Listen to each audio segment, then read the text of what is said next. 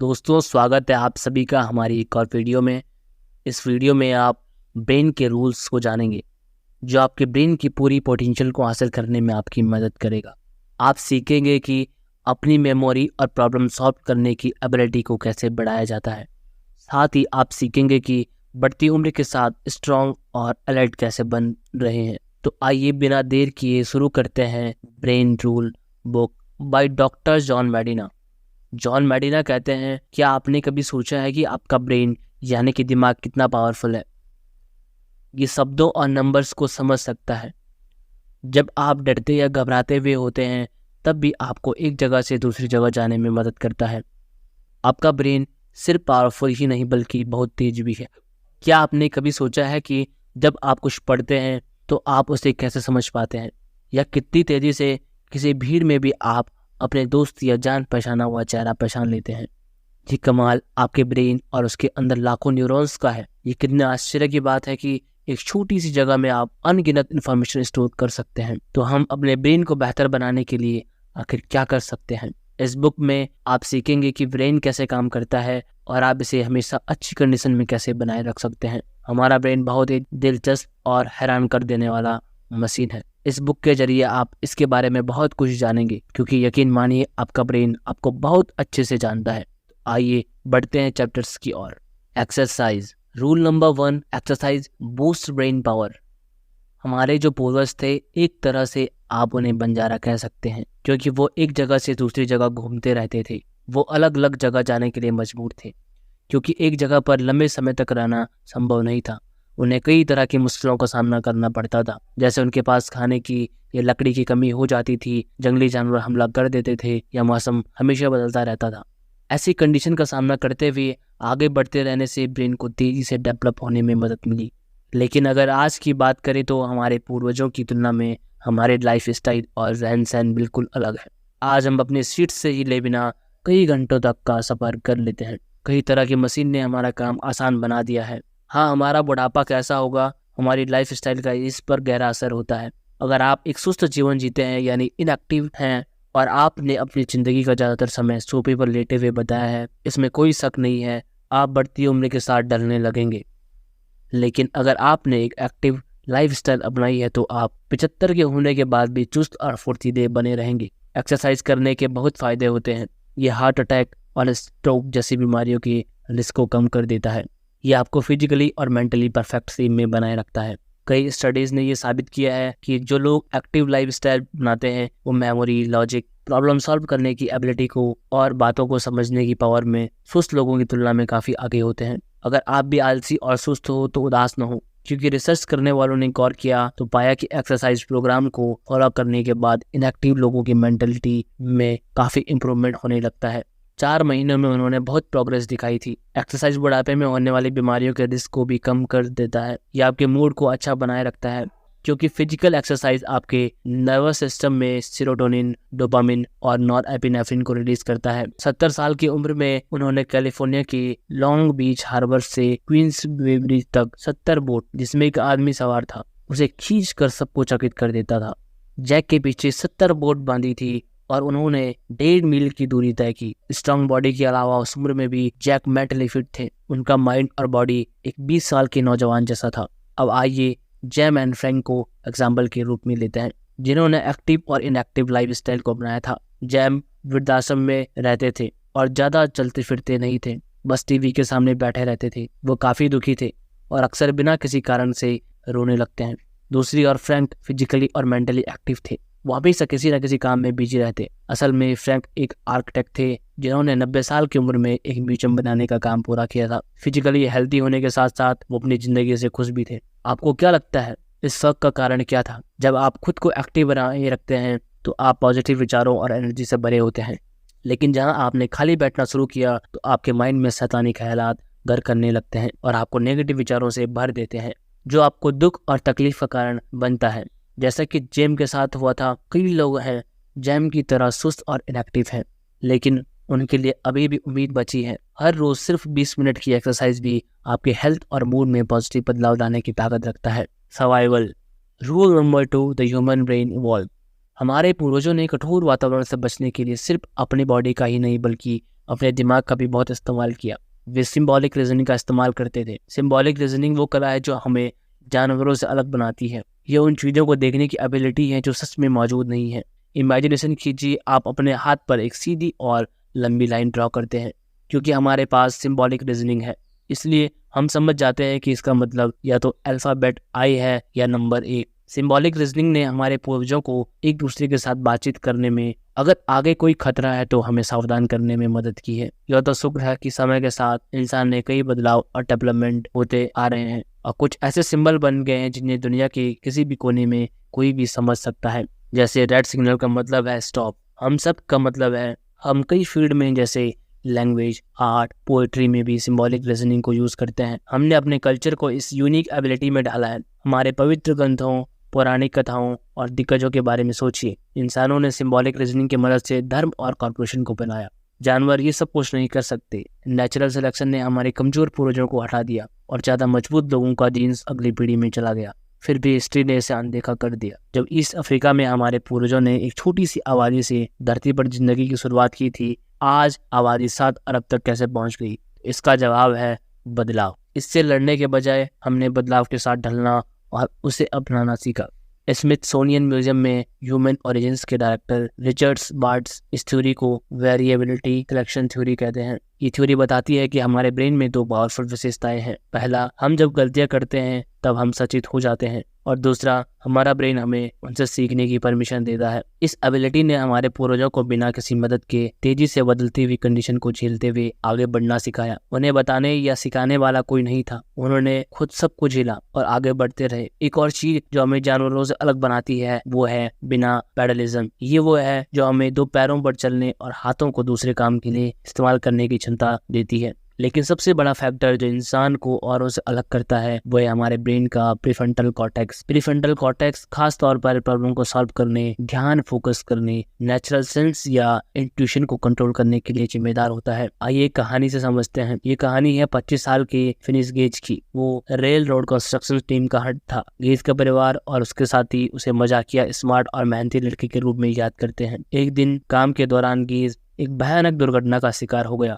वह चट्टान को हटाने के लिए ब्लास्ट की तैयारी कर रहा था, लेकिन धमाका समय से पहले हो गया। 3 फुट लंबा स्टील का रॉड सीधे गेज के ब्रेन में घुस गया। इसने उसके प्रीफ्रंटल कॉर्टेक्स को पूरी तरह डैमेज कर दिया था। ये किसी चमत्कार से कम नहीं था कि गेज की जान बच गई थी, लेकिन इस घटना ने उसकी जिंदगी बदल कर रख दी। हंसता मुस्कुराता गेज अब चिड़चिड़ा, गुस्सैल और झगड़ालू हो गया। कुछ सालों बाद मिर्गी के दौरों की वजह से उसकी मृत्यु हो गई। Attention. Rule number 3, we don't be attention to boring thing. हमें चीजों को सीखने के लिए ध्यान यानी अटेंशन देने की जरूरत होती है। आप जितना ज्यादा ध्यान किसी चीज पर देते हैं उतना ही ज्यादा आप उसे याद रख पाएंगे। अब हर क्लासरूम और ऑफिस में एक सवाल जरूर पूछा जाता है कि किसी का अटेंशन कैसे बनाकर रखा जाए। बहुत सारी चीजें हमारा ध्यान भटकाती हैं। मान लीजिए कि आप कुछ पढ़ रहे हैं और तभी आपका कुत्ता आपके साथ खेलने लगता है, या आसपास से कई गाड़ियां गुजरती हैं वगैरह। जहां भी हमारा ध्यान होता है मेमोरी वहां अपना असर डालती है। Guns, germs and steel book के ऑथर, जिन्हें डायमंड ने न्यू गिनी के जंगल में अपनी ट्रिप और वहां के रहने वाले देसी न्यू गिनी के लोगों के साथ बिताए हुए समय का एक्सपीरियंस शेयर किया है। वहाँ के लोग वातावरण में बदलाव को नोटिस करने में, किसी निशान का पीछा करने में और घर वापस लौटने के तरीके खोजने में माहिर थे। जिनेट जिस शहर में रहते थे इनमें से कुछ भी नहीं कर सकते थे। ये एक एग्जाम्पल है कि कैसे हम उन चीज़ों पर ध्यान देते हैं जो हमारे कल्चर से जुड़ा हुआ होता है और जिस कल्चर में हम पले बड़े होते हैं। जरा सोचिए कि न्यू गिनी का बच्चा जिसका जन्म और पालन पोषण न्यूयॉर्क में हुआ है, क्या आपको लगता है कि वो जिंदा रहने के उन टेक्निक्स को कभी नहीं जान पाएगा जिसके बारे में उसके पूर्वज जानते थे? इंटरेस्ट का भी अटेंशन के साथ एक कनेक्शन होता है। मार्केटिंग प्रोफेशनल इस प्रिंसिपल का फायदा उठाते हैं। अपने एडवर्टाइजमेंट में वो हमेशा कुछ नया, यूनिक और हट की कंसेप्ट लेकर आते हैं। अब सोजा टकीला के प्रेटेंट को ही ले लीजिए। 20 की उम्र के लोग जो पार्टी कर रहे हैं उसके बजाय उन्होंने एक दाढ़ी वाले बूढ़े की पिक्चर लगाई थी जिसने मैले कुचले कपड़े पहन रखे थे और उसके चेहरे पर बड़ी शरारती छाई हुई सी थी। बूढ़े के मुंह में बस एक दांत था। उसके ऊपर लिखा था, इस आदमी के दांत में बस एक छेद है। नीचे लिखा था, लाइफ हार्ड है लेकिन आपका टकीला नहीं होना चाहिए। इस एड ने लोगों का ध्यान अट्रैक्ट किया क्योंकि इसकी पिक्चर इतनी यूनिक और हटकर थी और इसमें लिखी लाइन में ह्यूमर था। जानकारी या अवेयरनेस भी अटेंशन पर असर डालती है। आइए एक एग्जांपल से समझते हैं। जाने माने न्यूरोलॉजिस्ट और ऑथर डॉक्टर ओलिवर सक्स की book the man who mistook his wife और हेट मी। डॉक्टर ओलिवर के पास एक पेशेंट आई जिन्हें खतरनाक स्ट्रोक हुआ था। उनके ब्रेन का पिछला हिस्सा पूरी तरह से डैमेज हो गया था। इसका असर यह हुआ कि वो अपनी बॉडी की लेफ्ट हिस्से में ना कुछ महसूस कर सकती थी और ना लेफ्ट आंख से कुछ देख सकती थी। उनकी लेफ्ट साइड में क्या हो रहा है उन्हें कुछ पता नहीं चलता था, इसलिए वो उस पर ध्यान नहीं दे पाती थी। इस हादसे के बाद जब भी वो मेकअप यूज करती थी तो सिर्फ चेहरे के राइट साइड में करती थी। जब वो खाती थी तो अपनी प्लेट का राइट साइड का हिस्सा ही खा पाती थी। वो अक्सर नर्स से शिकायत भी करती थी क्योंकि उन्हें खाने में कहीं कुछ मिठाई क्यों नहीं दिया जाता। नर्स कहती थी कि अगर वो अपने लेफ्ट साइड में देखेंगी तो उन्हें मिठाई जरूर दिखाई देगी। मिठाई तो हमेशा वहां रखी होती थी, बस उन्हें इस बारे में पता नहीं चलता था। Short term memory. Rule number 4, repeat to remember. आपकी मेमोरी आपको जिंदा रहने में मदद करती है। अगर आपका ब्रेन इस बात को याद नहीं रखेगा कि आपको खाने की किस चीज से एलर्जी है तो आप वो ही चीज बार बार खाकर बीमार हो जाएंगे। एक्सपीरियंस आपके ब्रेन को सीख देता है और आपको लंबे समय तक जीने में मदद करता है। लेकिन असल में हमारी मेमोरी काम कैसे करती है? जर्मन रिसर्चर हरमन अवाज हॉक ने खुद पर एक्सपेरिमेंट कर इस सवाल को जवाब देने की कोशिश की है। उन्होंने 2303 अल्फाबेट वाले बीतू के शब्द बनाए जैसे कि ZUGRENTHZ और उन्हें याद रखने में अपनी पूरी जिंदगी लगा दी। इस एक्सपेरिमेंट के माध्यम से वो एबनहॉस को एहसास हुआ कि मेमोरी की अलग अलग लाइफ स्पैन होती है। कुछ यादें बस कुछ पलों के लिए याद रहती हैं जबकि कुछ जिंदगी भर के लिए याद रह जाती हैं। एबनहॉस ने बताया कि एक मेमोरी को लंबे समय तक याद रखने के लिए उन्हें बीच बीच में शब्दों को दोहराना पड़ता था। जितनी बार आप रिपीट करेंगे वो मेमोरी उतने लंबे समय तक बनी रहेगी। एबनहॉस के काम के कारण इस सब्जेक्ट पर और भी स्टडी की गई। आप इस प्रिंसिपल को पढ़ाई करने में अप्लाई कर सकते हैं। अगर आपको बहुत कुछ याद करने की जरूरत है तो आप बिल्कुल ऐसा कर सकते हैं अगर आप उसे रोज रिपीट करते हैं तो। लेकिन अगर आप एग्जाम के ठीक पहले कम समय में बहुत सारे इन्फॉर्मेशन को याद करने की कोशिश करेंगे तो आप इसमें फेल हो जाएंगे। एबनहॉस कहते हैं कि थोड़ी इन्फॉर्मेशन को गैप देकर याद करना सब कुछ एक साथ याद करने से बेहतर होता है। यानी कि एक ही बार में सब कुछ याद करने की कोशिश करने से ज्यादा असरदार ब्रेक लेकर छोटी छोटी पोर्शन को याद करना होता है। आपका सोशल सिक्योरिटी नंबर क्या है? क्या आप बाइक चलाना जानते हैं? क्या आप अपने सोशल सिक्योरिटी नंबर को याद करने की कोशिश करते हैं? तो आपने पिछली बार जब अपने कार्ड को देखा था, आखिरी बार जब अपना नंबर को देखा था तो आप उस इमेज को देखने की कोशिश करते हैं। लेकिन जब आप कई साल बाद दोबारा अपनी बाइक चलाते हैं तब आप ऐसा नहीं करते। आप हर स्टेप याद नहीं करते, जैसे हैंडल को पकड़ना, सीट पर बैठना और पैडल पर पैर रखना। आपको ये सब करने में ज्यादा सोचना, याद नहीं करना पड़ता। हम अवेयरनेस के होने या ना होने के बेसिस पर 2 तरह की मेमोरी के बारे में बात कर रहे हैं। डिक्लेरेटिव मेमोरी वो होती है जिनके बारे में आप बता सकते हैं, जैसे मैंने ब्लैक शर्ट पहनी है या हम प्लेनेट अर्थ पर रहते हैं। इस तरह की मेमोरी को अवेयरनेस की जरूरत होती है। दूसरी और नॉन डिक्लेरेटिव मेमोरी है जो आप अपने आप यानी ऑटोमेटिकली करते हैं, जैसे जूते की रस्सी बांधना, अपने दांत ब्रश करना या बाइक चलाना। ऐसा इसलिए है क्योंकि मोटर स्किल हमारे कॉन्शियस अवेयरनेस का हिस्सा नहीं होता। हर सुबह आप बिना किसी एक्स्ट्रा एफर्ट के अपने रूटीन का सारा काम करते हैं। आपको दांत ब्रश करने के लिए या जूते बांधने के लिए कुछ याद नहीं करना पड़ता। यहाँ तक कि अगर आपने कई सालों से बाइक नहीं चलाई या गिटार नहीं बजाया तब भी आपकी मसल्स को याद होगा कि उस काम को कैसा करना है। एचएम 9 साल के थे जब वह साइकिल से गिर गए थे। उनके सिर पर गहरी चोट लगी थी जिसके बाद उन्हें बीच बीच में दौरे पड़ने लगे। उम्र बढ़ने के साथ उनकी हालत खराब होती जा रही थी। फिर एक समय ऐसा भी आया जब हफ्ते में एक बार एचएम बेहोश होकर गिरने लगे। 30 की उम्र तक पहुँचते वो कोई भी काम करने में सक्षम नहीं रहे, यहाँ तक कि वो अपने घर में भी सेफ नहीं थे। उनकी इस हालत को देखकर उनका परिवार उन्हें एक नामी ग्रामी न्यूरोसर्जन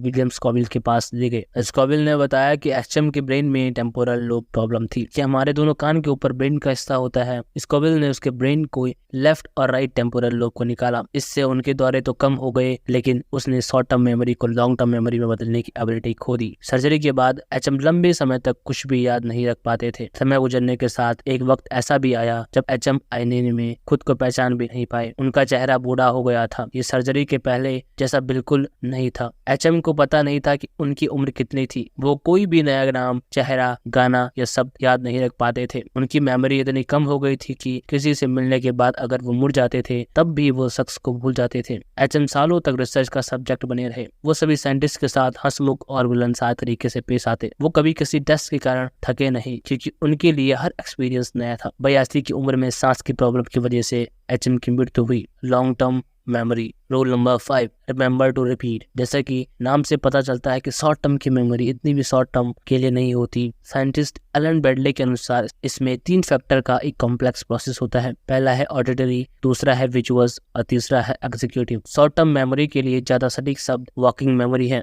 और ऑडिटरी फैक्टर हमारे द्वारा सुने हुए शब्दों के लिए दिया गया है। विजुअल फैक्टर उस इमेज के लिए जिम्मेदार है जो हम देखते हैं और हमारे ब्रेन में उसकी पिक्चर बनाते हैं। Central executive short term memory में सभी चीजों का ट्रैक बनाए रखता है। आइए एक कहानी से इसे समझते हैं। मिकेल लस्टॉप जाने माने चेस प्लेयर थे। जब वे कंपटीशन के लिए अर्जेंटीना में थे तो जर्मनी ने पोलैंड पर हमला किया था। मिकेल के परिवार को बंदी बनाकर कंसंट्रेशन कैंप में ले जाया गया, इस उम्मीद के साथ कि वो दोबारा अपने परिवार से मिल पाएंगे। मिकेल ने 11 घंटे में चेस के 45 गेम खेले। उन्होंने इसे एक पॉसिबिलिटी स्टंट के रूप में इस्तेमाल किया था ताकि उनके परिवार का कोई मेंबर उनके बारे में सुनकर उनका पता लगा सके। 11 घंटों तक बिना रुके चेस खेलना अपने आप में हैरान करने वाला था, लेकिन इसमें एक और दिलचस्प बात थी जो ये थी कि मिकेल आंखों पर पट्टी बांधकर ये सभी गेम खेल रहे थे। इस बात पर ध्यान दें कि गेम की शुरुआत में चेस के बोर्ड पर हर पीस के लिए एक जगह फिक्स होती है। मिकेल ने सबसे पहले ऑडियो फैक्टर का इस्तेमाल करते हुए गेम खेला। जब सामने वाला प्लेयर अपनी चाल देता था, उससे पूछते कि उसने कौन सा पीस बढ़ाया है और उसके हिसाब से अपनी चाल चलते। उसके बाद उन्होंने विजुअल फैक्टर का इस्तेमाल कर अपने ब्रेन में इमेज बनाई कि चेस बोर्ड पर हर पीस कैसे चलता है, इसलिए वह आंख बंद रखते हुए भी आसानी से जीत सकते थे। अंत में मिकेल ने सेंट्रल एग्जीक्यूटिव फैक्टर का इस्तेमाल एक गेम को दूसरे गेम से अलग करने के लिए किया। मतलब जब एक गेम खत्म हो जाता तो अपनी मेंटल इमेज को दोबारा गेम की शुरुआती सेटिंग पर सेट कर लेता। जैसा कि हाबोन होस्ट ने कहा है कि अगर आप बीच बीच में अपनी इंफॉर्मेशन को रिपीट नहीं करेंगे और उसे दूसरी जरूरी इंफॉर्मेशन के साथ कनेक्ट नहीं करेंगे तो आप जल्दी उसके बारे में भूल जाएंगे। इस प्रोसेस को कंसोलिडेशन कहा जाता है। इस तरह हम अपने शॉर्ट टर्म मेमोरी को लॉन्ग टर्म मेमोरी में बदलते हैं। आसान शब्दों में कंसोलिडेशन का मतलब होता है रिपीट करना और जोड़ना। अगर आप सच में कुछ याद रखना चाहते हैं तो आपको उसे बार बार रिपीट करना होगा। इसका मंत्र है रिपीट करें और कनेक्ट करें। आपको यह जानकर आश्चर्य होगा कि आपकी बचपन की यादें भी उतनी सटीक नहीं है जितना आप सोचते हैं। जैसे जैसे समय बीतता है आपकी मेमोरी में किसी भी घटना की डिटेल्स मिटने लगती हैं और इसीलिए ब्रेन नई बातें उस घटना में जोड़ने लगता है। आपका ब्रेन दुनिया में आपके द्वारा एक्सपीरियंस की गई इन्फॉर्मेशन को अपने अंदर ले लेता है, इसलिए यह आपकी पुरानी यादों को नई यादों के साथ जुड़ने की टेक्निक का इस्तेमाल करता है। इससे ब्रेन को हर चीज का मतलब समझने में आसानी होती है। जैसे मान लीजिए कि 8 साल की उम्र में आपने बीच पर अपने पेरेंट्स के साथ बहुत अच्छा समय बिताया। 10 साल की उम्र तक आप उस दिन के डिटेल को बिल्कुल सटीक तरह से याद रख पाएंगे। हो सकता है कि आपको अपने डायरी में उस दिन के बारे में लिखा भी हो, लेकिन अगर आप 30 साल बाद उस डायरी को पढ़ेंगे तो उस दिन की वो मेमोरी वैसी नहीं होगी जो डायरी में लिखते वक्त थी। ऐसा इसलिए होता है क्योंकि आपके नए एक्सपीरियंस उस खुशनुमा मेमोरी पर अपना असर डालते हैं, जिसकी वजह से उसकी डिटेल मिटने लगती है। जिन बातों को हम बार बार याद नहीं करते वो बातें ब्रेन अपने आप डिलीट करने लगता है।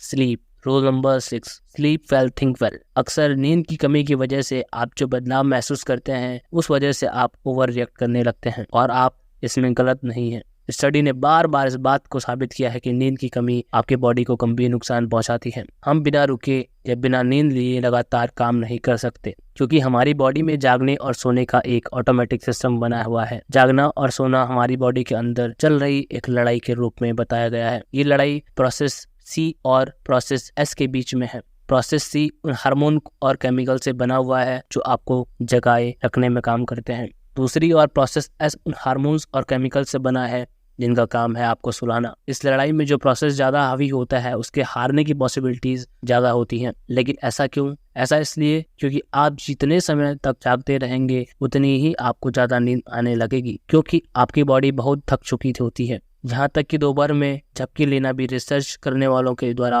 हेल्थी माना गया है। झपकी लेने का मतलब यह नहीं है कि आप आलसी हैं या ज्यादा सो रहे हैं। हमारी बॉडी को बस कुछ देर आराम करने का मौका चाहिए, फिर चाहे वो कुछ मिनटों का ही क्यों ना हो। नासा द्वारा किए गए एक स्टडी से पता चला है कि 26 मिनट की झपकी लेने के बाद एक पायलट की परफॉर्मेंस 34% बढ़ गई थी। एक और स्टडी से पता चला है कि 45 मिनट की झपकी लेने वाले स्टूडेंट की मेंटल प्रोसेसिंग काफी बढ़ गई थी। आइए कहानी से समझते हैं। 1965 में 17 साल के रेने डी कार्नर ने फैसला किया कि वो अपने साइंस प्रोजेक्ट के लिए 11 दिनों तक लगातार जागता रहेगा। उसने इस अद्भुत काम को सिर्फ सच में करके ही नहीं दिखाया, बल्कि उसने उस साल सबसे लंबे समय तक नींद न लेने वाले इंसान के रूप में भी रिकॉर्ड बनाया, लेकिन इसके बाद अपने एक्सपेरिमेंट के दौरान बहुत थका हुआ, चिड़चिड़ा और भुलक्कड़ जैसा बर्ताव करने लगा था। वो उसमें अल्जाइमर जैसी बीमारी के लक्षण जैसे भ्रम, पागलपन, मेंटल कंफ्यूजन भी दिखाई देने लगे। रैंडी की बॉडी एक खराब मशीन की तरह काम कर रही थी। अपने एक्सपेरिमेंट के आखिर दिन उसकी उंगलियां कांपने लगी और वो ठीक से बोल नहीं पा रहा था।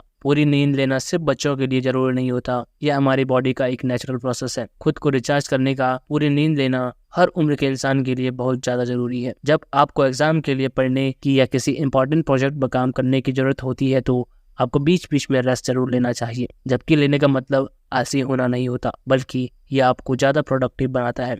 तो दोस्तों, इसी के साथ यह अद्भुत ऑडियो बुक समरी यहीं पर समाप्त होती है और हमें अपने ही ब्रेन के बारे में लाजवाब लर्निंग से रूबरू करवाती है। आपने इस बुक में ब्रेन के 6 रूल्स के बारे में सीखा जो आपकी जिंदगी बदल सकते हैं। ब्रेन रूल नंबर 1 कहता है कि एक्सरसाइज न सिर्फ फिजिकल बल्कि मेंटली फिट रखने में आपकी बहुत ज़्यादा मदद करता है। यह आपको बेहद सुंदर तरीके से बढ़ती उम्र की ओर ले जाता है।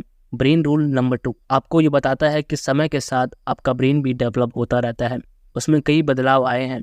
इसने बदलते हुए वातावरण के अनुसार खुद को ढालते हुए आपको जिंदा रखने में मदद की है। ब्रेन रूल नंबर 3 आपके अटेंशन में मेमोरी, इंटेंशन और अवेयरनेस के प्रभाव के बारे में बताता है। हम इस बात पर ध्यान देते हैं कि हमारे कल्चर के लिए क्या इंपॉर्टेंट है, जो चीज़ एक्स्ट्रा ऑर्डिनरी है और हमारी समझ द्वारा समझा जाता है। ब्रेन रूल नंबर 4 ने आपको ये समझाया है कि एक साथ बहुत सारी इंफॉर्मेशन को याद करने के बजाय थोड़ा थोड़ा याद करना ज़्यादा असरदार होता है। आपको बीच में ब्रेक लेने और उस इंफॉर्मेशन को रिपीट करने की ज़रूरत होती है ताकि आप उसे याद रख सकें। ब्रेन रूल नंबर 5 आपको कंसोलिडेशन के बारे में सिखाता है। रिपीट करना और कनेक्ट करना शॉर्ट टर्म मेमोरी को लॉन्ग टर्म मेमोरी में बदल देता है। ब्रेन रूल नंबर 6 ने आपको याद दिलाया कि नींद लेना बहुत ज़रूरी है। ये आपको पहले से ज़्यादा स्मार्ट और हेल्थी बनने में मदद करता है। हमारा ब्रेन एक मसल की तरह है, इसे एक्सरसाइज की ज़रूरत तो है लेकिन साथ में रेस्ट की भी ज़रूरत होती है। उम्मीद करते हैं ये रूल्स आपके माइंड की कैपेसिटी को बढ़ाने में आपकी मदद करेंगे। हमारा ब्रेन इंफॉर्मेशन को प्रोसेस करने वाला एक बेहतरीन सिस्टम और देखा जाए तो ये अब तक का सबसे बेमिसाल और कॉम्प्लेक्स मशीन भी है, जो कमाल करता है और कभी कभी हमें हैरान भी कर देता है। तो इसका अच्छे से ध्यान रखें और इसके अनलिमिटेड पोटेंशियल को अनलॉक करने की कोशिश करें, क्योंकि हमें यकीन है कि इसकी पावर आपको चकित कर देगी। तो इस बार उम्मीद ही नहीं बल्कि विश्वास भी है कि ये ऑडियो बुक समरी आपको जरूर बेहद पसंद आई होगी। कमेंट सेक्शन में आपका फीडबैक जरूर दें और चैनल को सब्सक्राइब जरूर कर दें। टिल देन, जय हिंद।